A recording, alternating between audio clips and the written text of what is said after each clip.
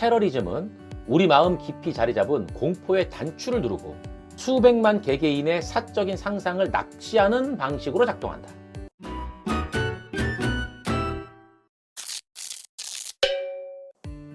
안녕하세요, 다정한입니다.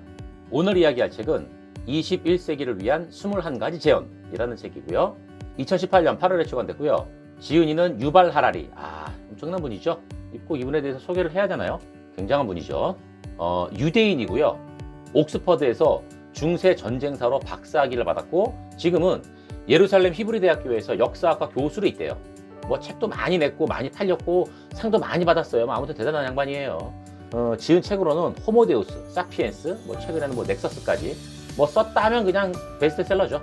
우선 이 책 21세기를 위한 21가지 재현, 이 책을 제가 한 문장으로 한번 정리해봤어요.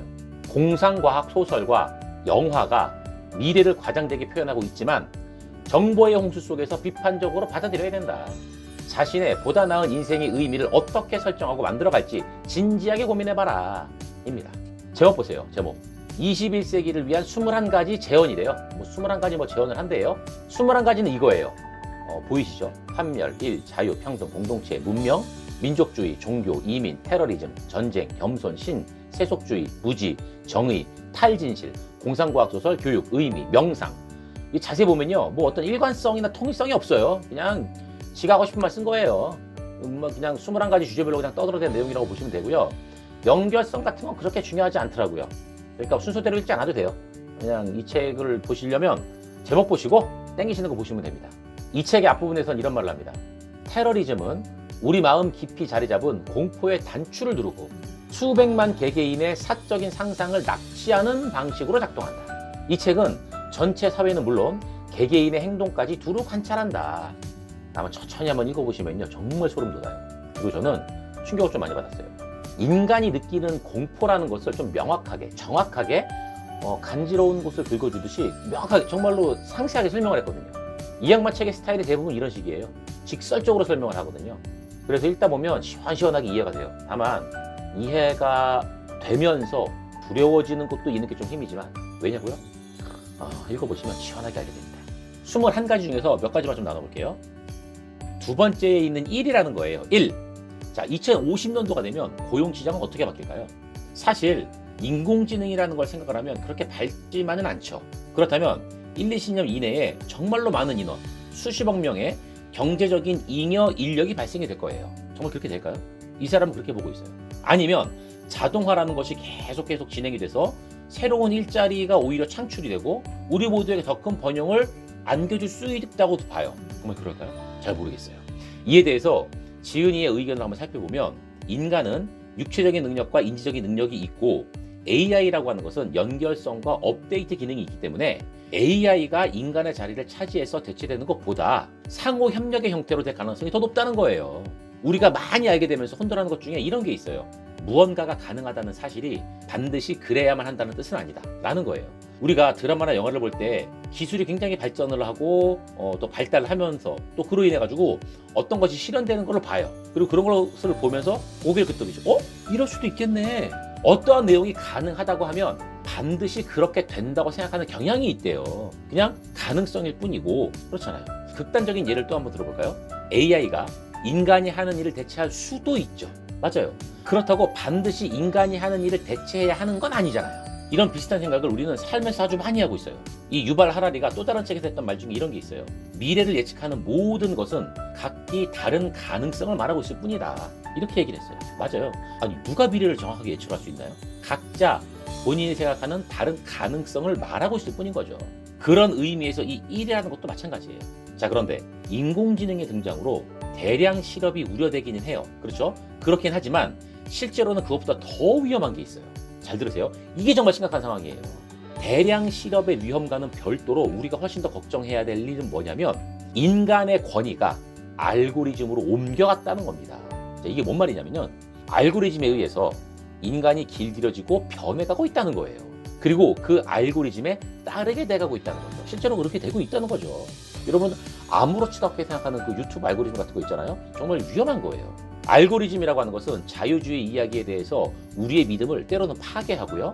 디지털 독재의 부상으로 이어지는 길을 열어줄지도 몰라요. 자, 어쩌면 우리는 이미 상당히 이미 알고리즘에 의해서 조정을 당하고 있는지도 모르거든요. 물론 자신은 아니라고 말을 하는 사람도 있어요. 나는 정체성이 굉장히 강해서 괜찮아. 나는 매우 객관적이고 이성적이기 때문에 알고리즘 따위에 영향받지 않는다고. 이렇게 말하는 분들이 있겠죠. 네, 가장 위험한 분들입니다. 지금부터라도 내가 생각하고 판단하는 것이, 그리고 내가 느끼고 있는 것들이 어떠한 것인지를 한번 잘 좀 찬찬히 한번 생각해 보시는 그러한 시간을 가져보시기를 바라겠습니다. 다음이에요. 평등입니다. 자, 여러분들, 평등이라고 하면 어떤 것들이 떠오르세요? 어떤 것들이 생각나시나요? 이 평등이라는 단어를 사전적으로 좀 알아보면 위키백과에서는 평등은 인간의 존엄, 권리, 인격, 가치, 행복의 추구 등에 있어서 차별이 없이 같은 상태라고 이야기를 하고 있고요. 네이버에서도 세 가지의 주요한 형태를 설명을 하고 있어요. 기회의 평등, 조건의 평등, 결과나 산출에 의한 평등, 이렇게 이야기를 하고 있어요. 또 대한민국 헌법에는 뭐라고 되어 있냐면 모든 국민은 법 앞에 평등하다. 누구든지 성별, 종교 또는 사회적 신분에 의해서 정치적, 경제적, 사회적, 문화적 생활의 모든 영역에 있어서 차별을 받지 아니한다. 사회에서 내린 정의, 사회에서 정의 내린 의미, 이런 건 대략 이래요. 자, 그런데 요즘 평등이라는 단어를 어떻게 사용하고 있나요? 남녀 평등, 포괄적 차별 금지, 또 뭐가 있죠? 대략 이런 것들에 평등이라는 단어를 많이 사용을 해요. 근데 지은이는 평등을 조금 다른 관점에서 이야기를 했어요. 재산은 장기적으로 불평등을 낳는 전제 조건이다. 최고의 부유층 100명이 최저의 빈곤층 40억 명보다 더 많은 부를 가졌다. 부나 권력이 소수의 엘리트 집단에 집중되고 있는 것을 막고 싶다면 디지털 소유를 규제해야 된다고 말하고 있어요. 상황이 지금보다 더 나빠지기 전에 소수에게 데이터가 집중되는 현상을 막아야 한다고 아주 매우 강력하게 설명을 하고 있어요.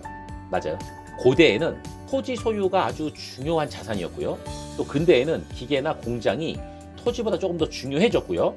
21세기 지금은요, 앞으로는 데이터가 가장 중요한 자산이 된다는 겁니다.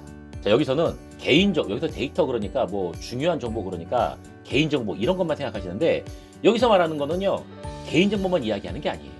사람들이 생활하는 모든 내용이 곧 데이터가 되는 겁니다. 내가 어떠한 유튜브를 보는지, 어떠한 물건을 사는지, 무엇을 검색하는지, 이런 것 등 온라인상에서 기록이 남는 것들은 하나도 빠짐없이 모두 해당된다고 보시면 돼요. 에이, 개인정보만 조심하면 되지, 이게 뭐가 그렇게 중요해? 라고 생각할 수도 있죠. 하지만 이러한 자료들이 모이면, 그러한 자료들이 빅데이터로 모아져서 분석이 되면 그 결과가 우리한테 엄청난 영향력을 발휘하게 되거든요. 실제로 우리들은 남들이 맛있다고 하는 것은 먹어봐야겠다는 생각을 하게 되고, 남들이 좋다고 하는 것은 버킷리스트라는 이름에 집어넣어가지고 꼭 가봐야 하는 곳으로 생각을 해요. 누군가가 득템을 했다고 하면 나도 사서 가지고 있어야 되는 것처럼 생각을 하고 떠들죠. 재미있는 영상이라고 하면요, 몇 번이고 찾아보면서 이거는 재미있을 거라고 생각을 하게 되죠. 이거 단순한 광고성이 아니에요. 이미 우리들을 그렇게 조정하고 있고 분위기를 그렇게 만들어가고 있는 거예요. 이렇게 한번 표현해 볼게요. 진짜 사업은 광고를 파는 것이 아니라 우리의 막대한 데이터를 모으는 것이다. 결국 평등해지기 위해 노력은 하겠지만, 그리고 제도적으로도 평등하다 하겠지만, 과연 그렇겠는가? 여러분들 이거 정말 고민해 봐야 됩니다. 앞으로의 평등은 정말 영영 실현되지 않을 수도 있어요. 안타깝게. 현실은 개개인의 판단에 달려 있어요. 지금은 우리의 판단에 달려 있는데요. 하지만 앞으로는 어떻게 될지 모르겠다는 겁니다. 심각하게 고민을 하고 미리 우리가 평등을 위해서 준비를 해야 됩니다. 자, 다음 타일진실입니다. 이거 참 정말 예민한 부분이죠. 뭐가 진실인지 알 수 없고 더 이상 무엇이 진실인지 중요하지도 않다는 현상. 이것이 바로 타일진실입니다. 내가 알고 있고 믿고 있는데 그것이 진실이라고 생각을 하는 거죠. 내가 생각하는 게 진실이라고 확고한 믿음을 갖는 거예요. 그게 타일진실이라는 겁니다. 물론 그 생각이 올바르고 정확하게 맞는 거라면 문제될 게 없죠. 그게 뭐가 문제예요? 그건 문제 안 돼요. 그런데 그렇지 않은 상태이기 때문에 문제가 생기는 거죠. 이런 유행어가 생각이 나요. 그건 네 생각이고. 개콘에서 했던 말 기억나죠? 어떤 느낌인지 오시죠? 야, 네가 하는 말은 알겠는데 그건 네 생각인 거고. 이렇게 반응한다는 거죠.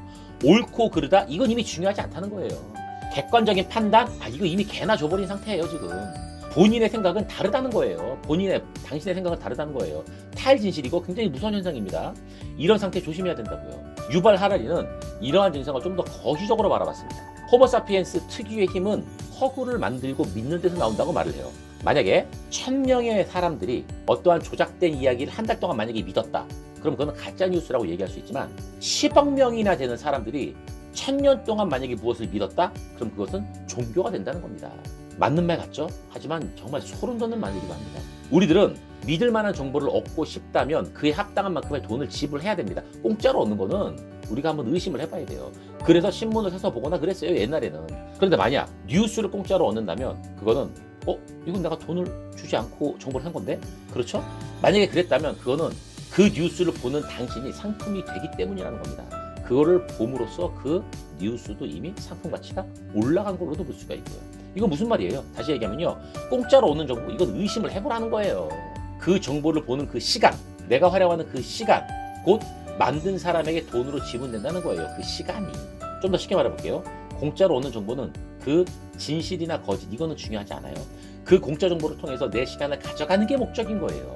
결론적으로는 내 시간, 여러분들의 시간, 사람들이 쓸 수 있는 시간 그 자체가 상품이라는 겁니다. 아시겠어요? 자신의 시간이 그만큼 중요해요. 그러니까 함부로 쓰지 말라고요. 그리고 만약에 어떤 이슈가 특별히 중요해 보인다면 그것에 관련된 과학적 문헌을 좀 찾아 읽으려고 노력을 해봐야 돼요. 뭔가를 그냥 공짜로 손쉽게 얻으려고만 하면 안 된다는 거예요. 내가 보고 듣는 것만으로 판단을 하거나 믿으려는 행위, 요거 약간 위험할 수 있습니다. 그러니까 시간을 들여서 돈을 들여서 제대로 된 정보를 찾아보는 그런 노력을 해보시길 바랍니다. 자, 마지막으로 너무 많은 정보 속에서 나를 우선 지켜내야 되고요. 제대로 비판적으로 이해하려고 노력을 해야 한다는 뜻으로 강조를 하고 있습니다. 이것은 탈진실 이전에는 진실을 찾아내는 것이 중요했어요. 그렇죠? 무엇이 진실인지 이게 중요했어요. 하지만 탈진실 시대에서는 어떤 게 중요할까요? 우선 자신을 제대로 지키는 것이 굉장히 중요해요. 자신의 생각을 제대로 정리하는 것이 중요하다는 겁니다.